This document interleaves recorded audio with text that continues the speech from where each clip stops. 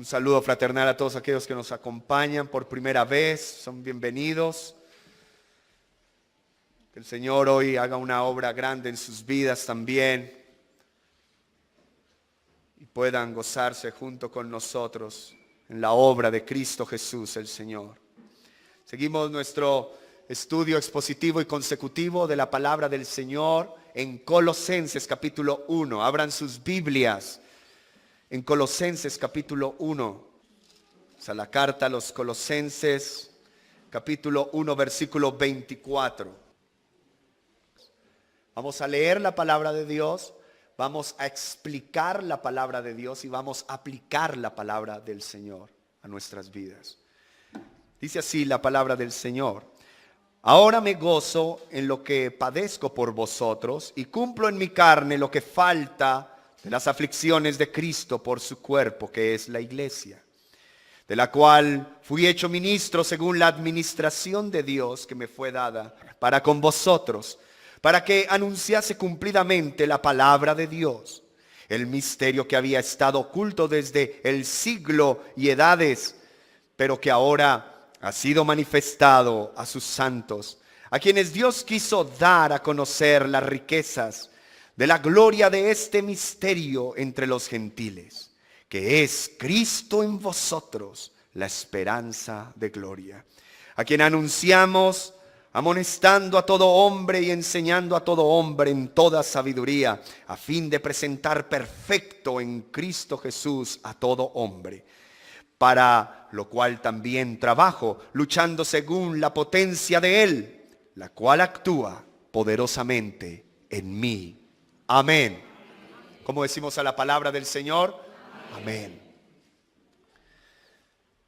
Pensamos que hay muchos misterios en la Biblia. Bueno, el título de la enseñanza de hoy es el misterio revelado, el misterio revelado. Y pensamos que hay muchos misterios en la Biblia que no podemos entender. Muchos ven la Biblia simplemente como un libro lleno de códigos secretos y de enigmas sin resolver. Pero en cuanto a esto, debemos ser cuidadosos y no irnos a los extremos. Claro que hay misterios que nos han sido revelados por la gracia de Dios en las Escrituras, como también hay otras cosas que no conocemos ni entendemos de Dios. Pero cuando nos vamos a un extremo y simplemente decimos, es que la Biblia no se entiende, es que hay muchos códigos secretos, muchos enigmas sin resolver.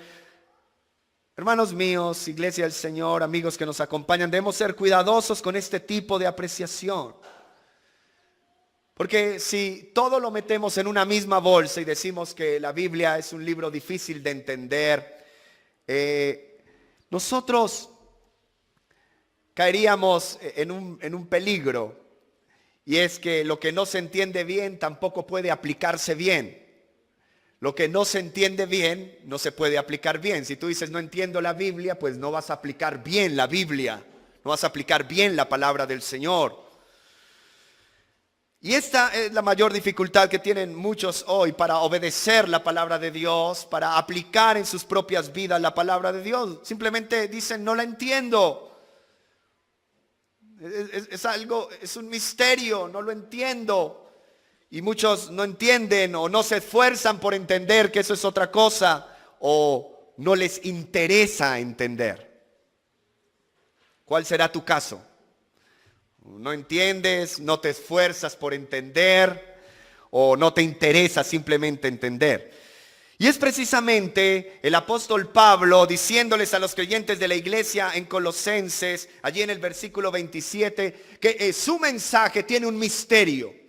Pero no es un misterio indescifrable, es un misterio que Dios en su gracia y su misericordia ha dado a conocer. Es un misterio revelado. Escúchenme con atención, versículo 27, a quienes Dios quiso dar a conocer, escúchenme, las riquezas de la gloria de este misterio. Hay un misterio en la Biblia, claro que sí.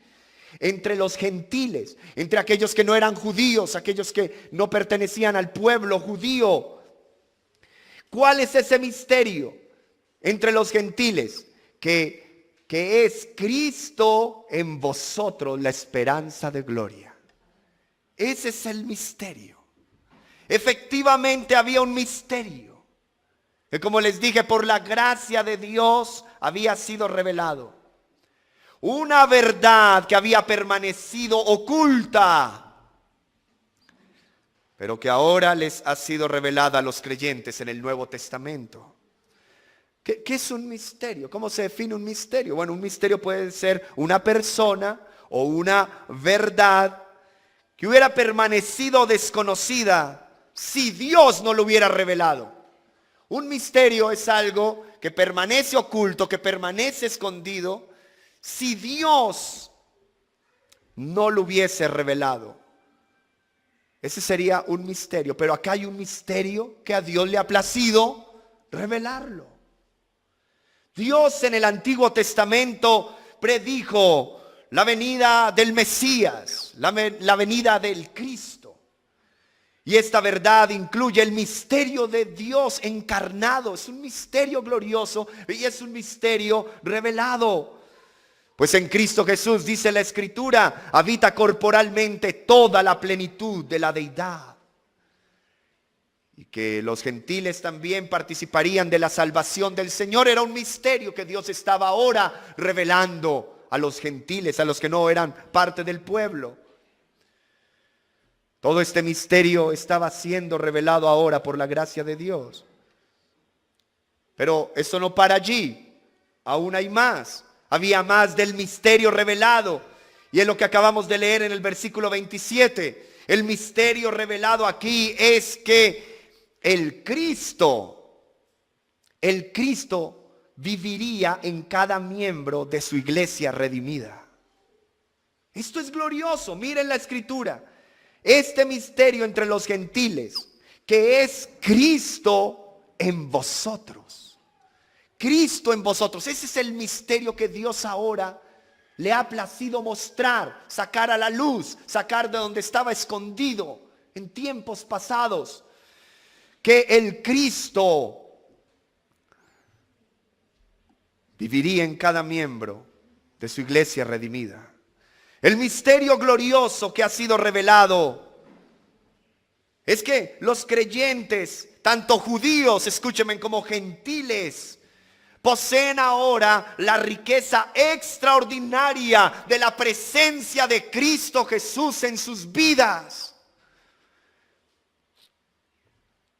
En su interior, cada creyente tendría el Espíritu de Cristo. Ese Espíritu que mora, que habita en aquellos que han sido salvados por la gracia de Dios. Y es Dios mismo que ha dado su Espíritu Santo como la garantía de su glorioso futuro en la presencia de Dios, su Creador y Redentor. Es la esperanza de nuestra gloria futura. Es la base sólida que tenemos los creyentes de participar eternamente y para siempre con nuestro Dios, nuestro Creador, nuestro Redentor. Cristo en nosotros nos da esa esperanza. Cristo en nosotros nos da esa seguridad. Este misterio eterno es revelado ahora a la iglesia del Señor en el Nuevo Testamento. Cristo habita en ustedes. Piensen por un momento lo que implica ello. Cristo habita en ustedes. Piensa en esto. Ahora, si Cristo habita en la vida del creyente, el creyente, a la luz de estos versículos que hemos leído, posee 4 cosas importantes. Número 1, si Cristo habita en ustedes, si Cristo habita en la vida del creyente, Él provee gozo en el sufrimiento. Lo primero que podemos ver aquí desde la Escritura. Gozo en el sufrimiento. Lo segundo, Cristo en el creyente provee una misión específica que debemos cumplir. Una misión específica. Cristo en vosotros, lo tercero, provee una meta que es real a la cual llegaremos. Número 4. Si Cristo habita en la vida del creyente, Él provee poder para perseverar poder para perseverar. Mira lo que dice aquí la Escritura. Número 1. Si Cristo, ese misterio eterno ahora revelado, Cristo en ustedes, Cristo en vosotros, provee gozo en el sufrimiento. Mira lo que dice el apóstol Pablo: ahora me gozo en lo que padezco, en lo que sufro por vosotros, y cumplo en mi carne lo que falta en las aflicciones de Cristo por su cuerpo, que es la iglesia. Gozo en el sufrimiento. ¿Saben? Pablo el apóstol está en la cárcel. Él está sufriendo a causa del evangelio de Cristo. Y en vez de quejarse, se regocija. Somos más susceptibles a la queja, ¿cierto? En medio de las dificultades, de la adversidad, del sufrimiento. Y Pablo, en vez de quejarse, se regocija. Todas las personas sufren, y esa es una realidad con la que tenemos que lidiar en este mundo. Sufren los grandes, sufren los chicos, sufren los ricos, sufren los pobres, sufren los bonitos, sufren los feos, todos sufren. ¿Por qué? Por causa de nuestro pecado sufrimos. Por vivir en un mundo caído por el pecado sufrimos, hay sufrimiento, hay aflicción. Todas las personas sufren debido a su pecado. Vivimos en este mundo caído por el pecado. ¿Y saben algo? Es que a nadie le gusta sufrir. ¿O a quién le gusta sufrir? A nadie le gusta sufrir. Queremos eludir la aflicción, queremos eludir el sufrimiento. A nadie le gusta sufrir. Pero ¿saben algo? Los que son de Cristo son llamados a una forma especial de sufrimiento. Escúchame bien. Los que son de Cristo son llamados a una forma especial de sufrimiento a causa de Cristo. ¿Qué tipo de sufrimiento? ¿Rechazo? ¿Persecución? ¿Vituperio? Todo esto es parte del sufrimiento como cristianos.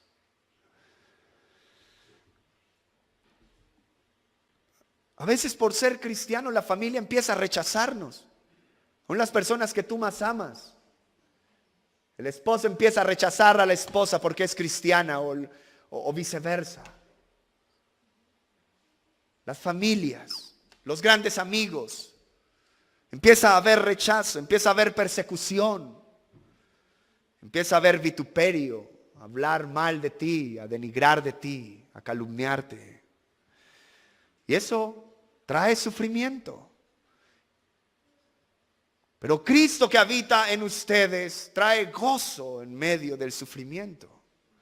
Esto, en vez de aplastarnos de una sola vez y por todas, esto, aun cuando viene a nuestras vidas rechazo, persecución y vituperio, aún en medio de esto nos levantamos y seguimos adelante.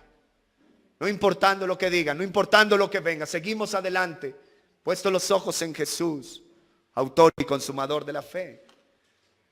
Ahora, también el ver la gente en su pecado, eso también nos hace sufrir. Y esto es parte del cristianismo, ver la gente en pecado. Esto trae sufrimiento, ver cómo se destruyen las familias por el pecado. Ver cómo los hijos rebeldes por el pecado son destruidos. Eso nos hace sufrir. O también cuando vemos que la gente rechaza a Cristo y se burla del evangelio y menosprecian el mensaje del evangelio. Eso también nos hace sufrir. El ver el mundo cada día sumergido en el pecado. El ver aún nuestro propio remanente de pecado con el que batallamos todos los días. Eso nos debe hacer sufrir. Sufrimos como cristianos. En el mundo tendréis aflicción, pero confiad, yo he vencido al mundo, dice el Señor Jesucristo. Las lágrimas del sufrimiento cristiano reflejan la gloria de la cruz de Cristo. Y esto la iglesia lo debe entender bien. Recuerda, hermano, cómo Dios usó el sufrimiento de Cristo para salvarnos a ti y a mí. Y Él también usará nuestros sufrimientos para llevar la obra salvadora de Cristo a otros que no tienen esperanza. Él los va a usar para que la iglesia sea movida a misericordia y a compasión. Todos los cristianos sufren con Cristo como parte de su servicio a Cristo. Cristo lo sufrió todo. Y esto es en cuanto a la salvación. Lo que el apóstol Pablo está diciendo, que él está cumpliendo en su carne lo que falta de las aflicciones de Cristo. Está diciendo es en cuanto al servicio. No es en cuanto a la salvación. En la salvación Cristo lo sufrió todo y todo fue completo ese sufrimiento. Ahora en cuanto al servicio tenemos que sufrir. Al servir a Cristo, al servir a los hermanos. Sufrir decepciones, sufrir deslealtad, sufrir traición. Y todo por amor a Cristo y por amor a la iglesia de Cristo. Pero debemos hacerlo, alguien lo debe hacer. Solo son aquellos que en medio del sufrimiento se gozan para seguir adelante. Como les dije, Él usará nuestros sufrimientos para llevar la obra salvadora de Cristo a otros que no tienen esperanza. Todos los cristianos sufren con Cristo como parte de su servicio a Cristo. El apóstol Pablo de buena gana acepta los sufrimientos a causa del evangelio. Porque él sabía que todo ese sufrimiento iba a traer algo. Y es que iba a traer beneficio a la iglesia del Señor. Mira lo que dice 2 de Corintios 1, 5 al 7. Vamos a 2 de Corintios. Usa tu Biblia, abre el libro. Mira con tus propios ojos la escritura. 2 de Corintios 1, 5.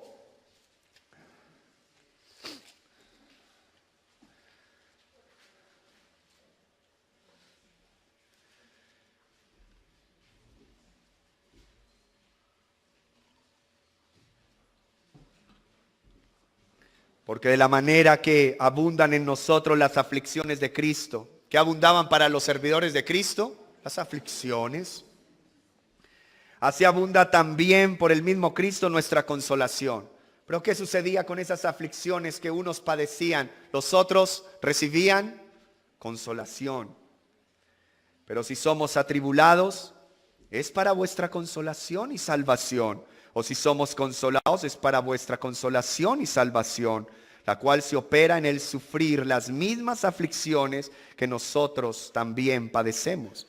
Y nuestra esperanza respecto a vosotros es firme, pues sabemos que así como sois compañeros en las aflicciones, también lo sois en la consolación.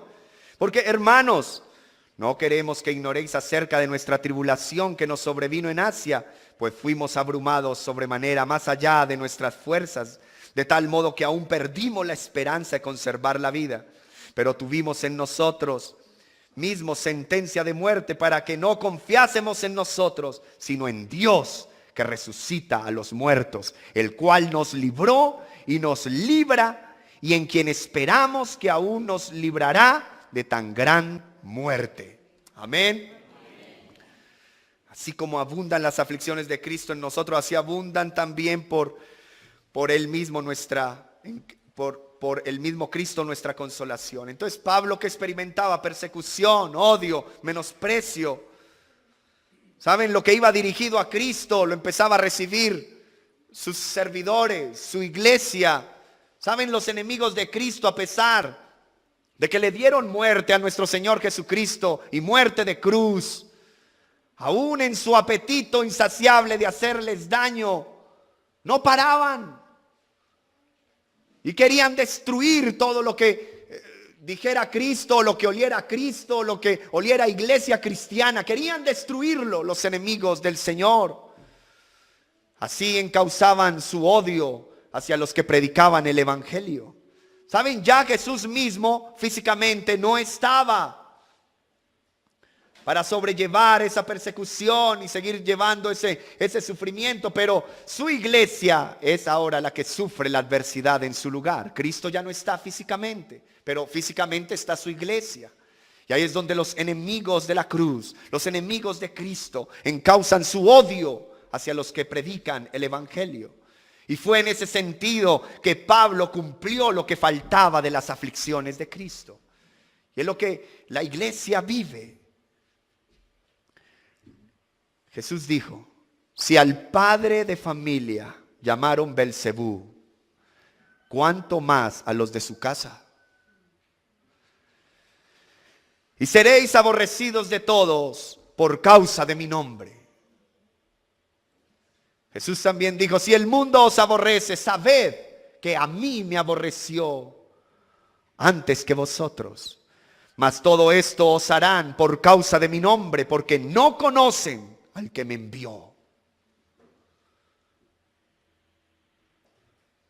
Llevando en el cuerpo siempre por todas partes la muerte de Jesús. Hermanos míos, iglesia, no se asombren cuando nos llamen o nos traten como una secta despreciable. No se asombren de eso. Dice, vas allí a la iglesia cristiana bíblica. Eso es una secta. Quizás lo digan. Pero recuerden que somos de Cristo, reconciliados por su sangre preciosa derramada en la cruz del Calvario. Que Cristo Jesús es el Señor de la iglesia, es la cabeza de la iglesia, la cual es su cuerpo. Él es nuestro gobernante soberano. Su palabra es nuestra verdad absoluta y suficiente. Recuérdenlo en medio de la persecución, del desprecio, del vituperio. Recuerden esto. Que nuestra salvación no es por obras, que nuestra salvación es por la gracia de Dios en Cristo, no por obras para que nadie se jacte, para que nadie se enorgullezca. La salvación es por gracia, por medio de la fe en Cristo Jesús el Señor. No es Cristo más tu obra, no es Cristo más esto o aquello, es Cristo solamente. Ahora, Cristo en vosotros provee gozo en medio del sufrimiento. Lo segundo, que Cristo en vosotros provee una misión específica que debemos cumplir. Mira lo que dice el versículo 25, de la cual fui hecho ministro según la administración de Dios que me fue dada para con vosotros, para que anuncie cumplidamente la palabra de Dios. ¿Cuál es la misión de Pablo? Pablo fue hecho un ministro para predicar fielmente ¿qué? La palabra de Dios. Cristo en vosotros no solo provee gozo en medio del sufrimiento, a pesar de las dificultades y de la oposición. Allí siempre va a estar el gozo del Señor, ayudándonos a avanzar el reino de Dios, sino que también Cristo en vosotros provee una misión específica que debemos cumplir, y es predicar la palabra del Señor. Pablo era un ministro, uno que administraba, un mayordomo, uno que administraba los asuntos de la casa de su Señor. El mayordomo es el que administra los asuntos de la casa de su Señor, como si fueran propios, pero no son de él. Pablo era ese administrador, ese mayordomo de la casa de Dios, de los asuntos, de los recursos espirituales que Dios proveía. Pablo había recibido la tarea, escúcheme, de cuidar, alimentar y pastorear a la iglesia de Cristo. Y él lo reconocía bien. Y él, como administrador de los recursos del Señor, también debía rendir cuentas a Dios. Esa es la misión. Debemos ser buenos mayordomos, buenos administradores de todo lo que Dios nos da. Si Cristo está en vosotros, Él va a proveer eso para que cumplamos la misión y sepamos como iglesia que algún día tendremos que rendir cuentas a Dios de todo lo que Él nos ha dado. Tendremos que rendir cuentas a Él. Todos los creyentes son responsables de administrar bien los recursos que Dios da, que Dios nos ha encomendado. Es parte de nuestra misión para el avance de su reino. Su misión específica era anunciar cumplidamente la palabra de Dios. Cristo en vosotros nos provee esa misión. Es algo que está en nuestro corazón, es algo permanente. Y es anunciar cumplidamente la palabra de Dios. Esto lo decía el apóstol Pablo, escúcheme. La misión de él no era anunciar sus ideas o anunciar sus sueños o sus imaginaciones o alucinaciones. No, él no anunciaba eso. Era anunciar la palabra de Dios, el misterio de Cristo encarnado, el misterio de la redención revelado a su pueblo desde la eternidad. Escúcheme, la misión de Pablo era anunciar la palabra de Dios, era predicar todo el consejo de Dios. La misión es, mis hermanos, anunciar cabalmente su palabra, con integridad, proclamar el mensaje del evangelio, en contraste con los falsos maestros que enseñan un evangelio adulterado en el día de hoy. La misión es proclamar a Cristo. Esa es la misión, hermanos, que como iglesia tenemos. Hoy muchos hablan más de su denominación, hablan más de su pastor, hablan más de sus estrategias que de Cristo. Nuestra misión es anunciar cabalmente, íntegramente el mensaje del evangelio. La misión es proclamar a Cristo el Señor en toda su gloriosa plenitud a todos los hombres, sin importar la nacionalidad, sin importar la posición social. Debemos anunciar a Cristo. Cristo habita en vosotros y Cristo provee gozo en medio del sufrimiento. Cristo provee esa misión que debemos cumplir, proclamar su palabra, su verdad. Lo tercero, Cristo en vosotros provee una meta real. No esas metas que muchos se fijan a principio de año y dicen, ay sí, la meta para este año es esto, y no llegan ni a la mitad del cumplimiento de la meta. Nunca llegas. Te fijas, metas y la expectativa es muy alta, a la realidad nunca llegas. Pero Cristo en vosotros provee una meta real. Versículo 28, ¿cuál es esa meta a la que debemos llegar? A la que Cristo nos va a llevar. Dice, a quien anunciamos, amonestando a todo hombre y enseñando a todo hombre en toda sabiduría, a fin de presentar perfectos en Cristo Jesús a todo hombre. Cristo en vosotros provee esa meta real y es ser completos, maduros, perfectos espiritualmente. En eso, hermanos, es lo que Dios está haciendo en medio de su pueblo. Solo en virtud de nuestra unión con Cristo podemos ser lo que Dios quiere que tú y yo seamos, maduros espiritualmente. Dios quiere una iglesia madura y lo va a hacer. Y lo está haciendo, lo está llevando progresivamente. Hombres y mujeres que expresen el carácter de Cristo. Eso es lo que está haciendo Cristo en vosotros. Su presencia en nosotros nos está llevando cada día en esa santificación, en ese apartarnos del mundo y en ese consagrarnos a Dios cada día. ¿Saben? Dice amonestando y enseñando. Dios usa medios de gracia, y debido a la proclamación de Cristo, mediante esa amonestación, mediante esa enseñanza bíblica, cristocéntrica, llevándola a cabo en toda sabiduría. ¿Qué significa esto? Llevándola a cabo en toda sabiduría, llevando esa amonestación y esa enseñanza a lo práctico, a una manera práctica, con un fin, con un propósito. Y dice la Escritura, presentar a todo hombre perfecto en Cristo. Debemos amonestar con la palabra de Dios. Debemos enseñar la palabra de Dios.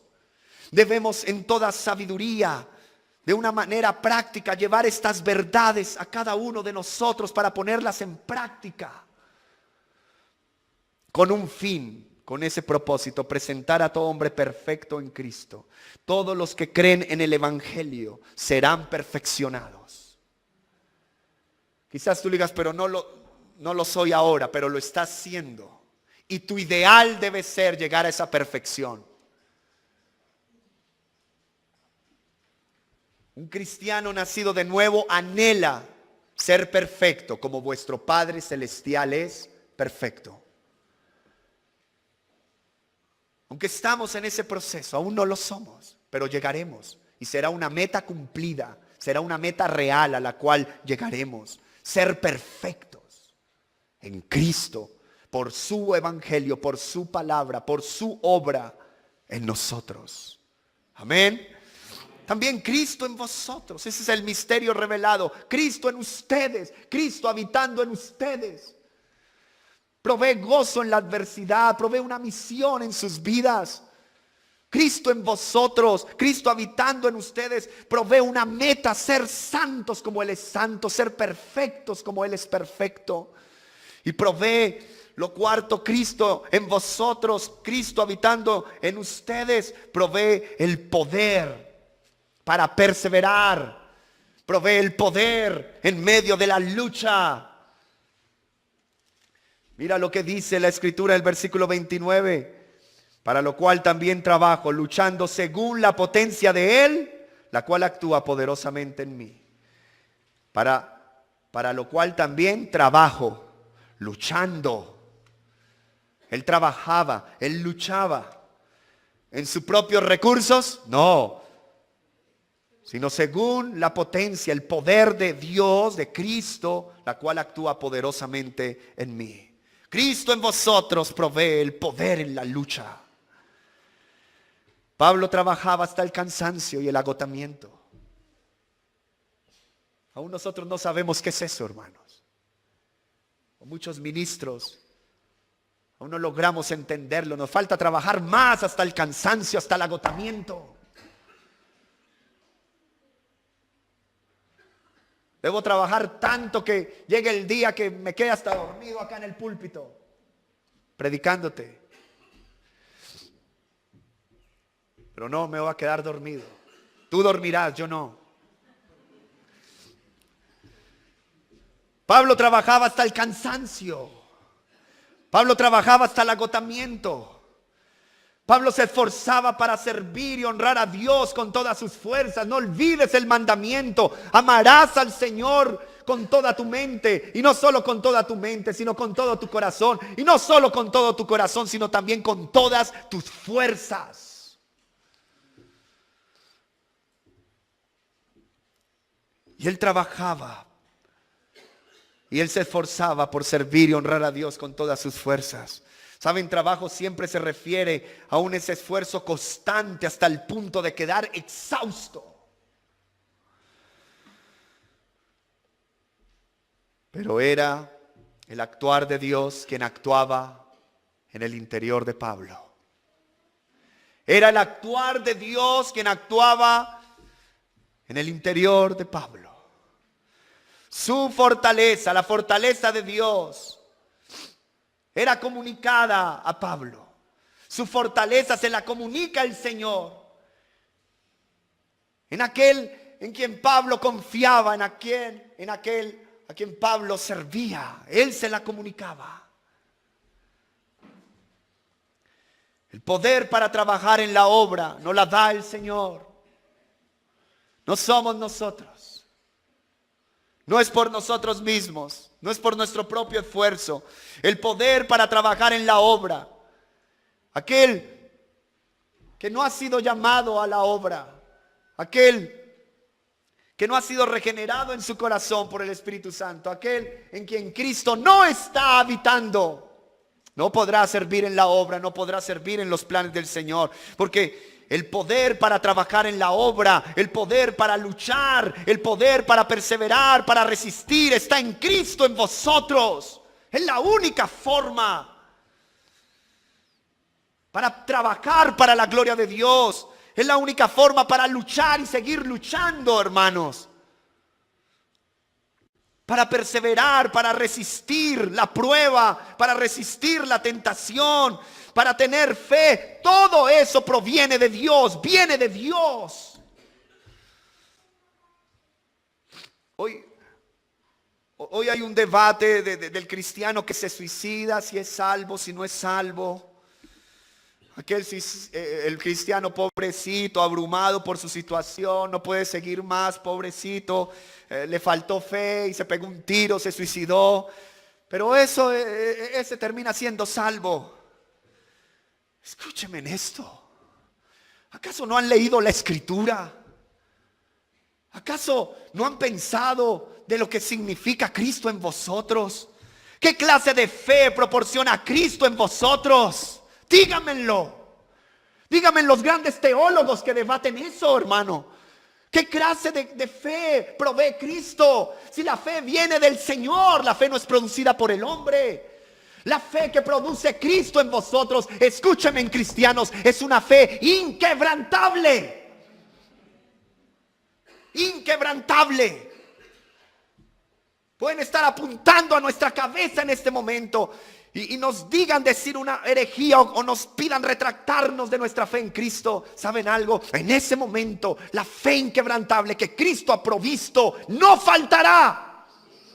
No faltará. Pero hoy dicen, pobrecito, le faltó la fe. ¿Qué clase de fe provee Cristo en vosotros? La fe viene de Dios. Él provee una fe que persevera hasta el fin. Porque aquel que cree hasta el fin será salvo. Tú dirás, ya no tengo fuerzas, pastor. Yo te voy a decir, sí, Cristo en vosotros. Pastor, ya no doy más, ya hasta aquí llegué. Cristo en ti. Ya hasta aquí llegué, ya doy marcha atrás. No vas a poder. Quizás intente dar la marcha atrás, pero en unos momentos lo volveremos a ver por acá otra vez. Cristo en vosotros.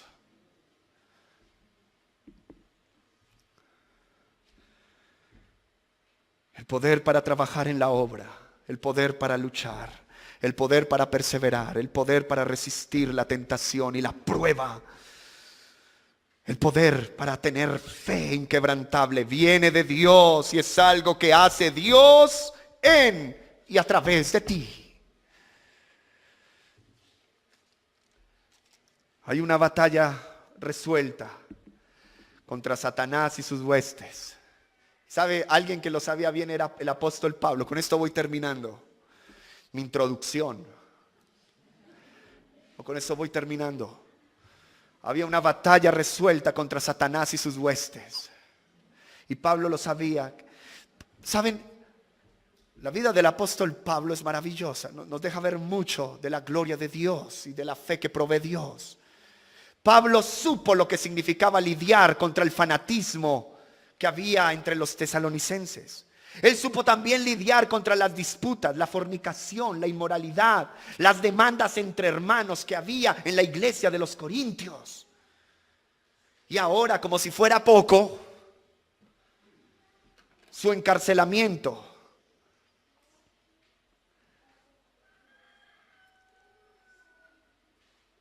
Él tendría que aún, a pesar de ser encarcelado, lidiar con el peligro de los vicios y de las herejías que había ahora entre los colosenses. Miren cuántos conflictos tenía el apóstol Pablo. Miren todo esto. ¿Cuántos conflictos por fuera? ¿Cuántos conflictos por dentro? Pero por el poder de Cristo en él, era Cristo en él que lo fortalecía para que perseverara. Por eso él oraba fervientemente, por eso él luchaba en oración, por eso él escribía cartas, por eso él planeaba cuidadosamente, por eso él dirigía, por eso él aconsejaba desde la prisión, por eso su programa misionero, por eso él preparar a otros, Timoteo, Tito, él estaba preparando a todos ellos, el proclamar el evangelio, el desafiar a Satanás y sus huestes, el vivir, escúcheme, en una vida cristiana ejemplar en medio de grandes presiones y tribulaciones. Uno se pregunta, ¿cómo fue posible todo esto? ¿Cómo fue posible todo esto? ¿Cómo fue posible que este hombre resistiera si yo no puedo ni casi resistir media hora de calor aquí? Me provoca salir corriendo. ¿Cómo fue posible todo esto? A un hombre, escúcheme, que tenía un aguijón en su carne. ¿Cómo fue posible? Él lo responde, porque el misterio fue revelado a los creyentes del Nuevo Testamento, luchando en virtud de su poder que obra poderosamente en mí. Cristo en vosotros, hermanos. Cristo en vosotros, iglesia. Cristo en vosotros, día a día, momento tras momento. El espíritu capacitador del Señor Jesucristo obraba dentro de la persona de Pablo, impartiéndole fuerza a su cuerpo, impartiéndole fuerza a su alma. Por ello el apóstol atribuye toda la gloria y el honor a Cristo, aquel que jamás falla. Cristo habita en ustedes, iglesia del Señor.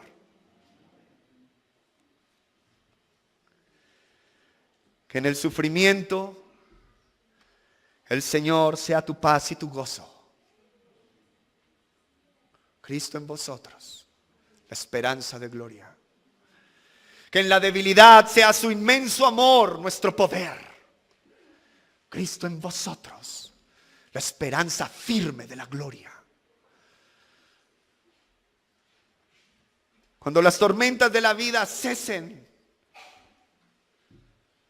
sea nuestro Señor Jesús en esa hora final nuestra vara, nuestro cayado, nuestro guía. Y seamos llevados seguros a su lado.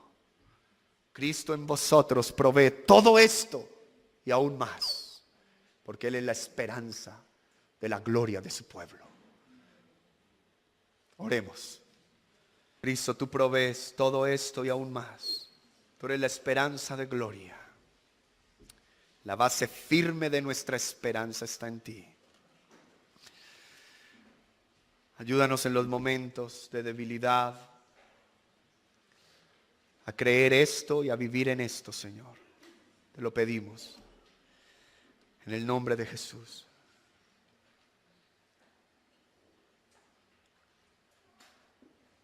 Ayúdanos, Señor, a tener gozo en medio del sufrimiento. Ayúdanos a cumplir la misión que nos has encomendado. Ayúdanos, Señor, a seguir creciendo y avanzando hacia la meta de la perfección en Cristo, nuestra santificación cada día. Ayúdanos, Señor. Te lo pedimos en el nombre de Jesús. Y provéenos el poder en medio de la lucha. Te lo pedimos, Señor, porque tú provees todo esto y aún más. Porque el misterio tú nos lo has revelado en las sagradas Escrituras y por tu Espíritu Santo. Glorifícate y ayúdanos a vivir en ello, a practicarlo, a hablarlo, a pensarlo, a discernirlo cada día más en nuestras propias vidas. En el nombre de Jesús. Amén.